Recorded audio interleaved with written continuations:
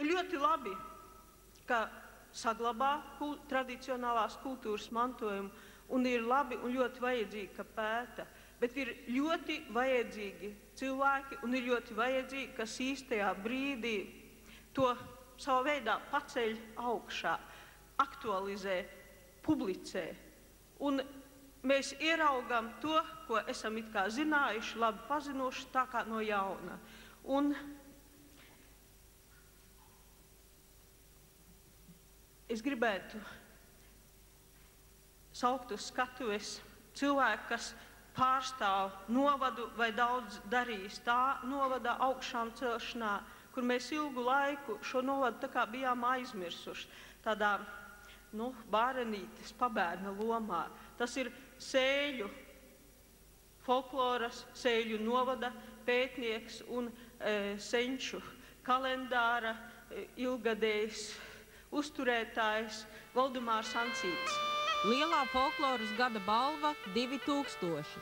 Tradicionālās kultūras materiālu vai to radošo pārveidojumu publicēšana.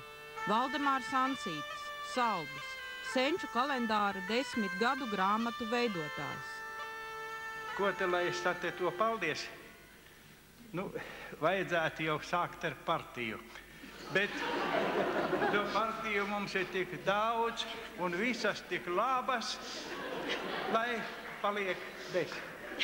Tad valdības, bet kamēr es te dzīvoju šai pasaulītē, valdību ir arī bijis tik daudz, tās ir nākušas un gājušas, bet es palieku.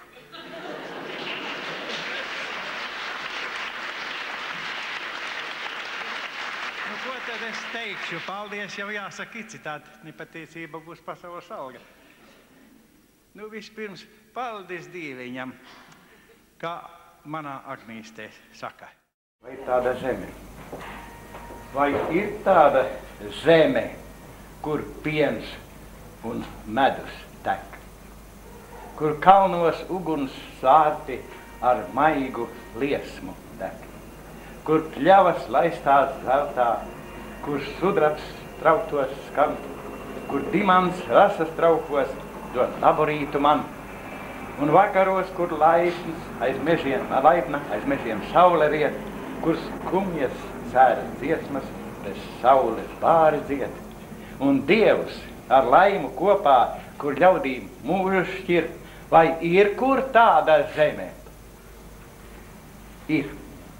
Tāda zeme ir.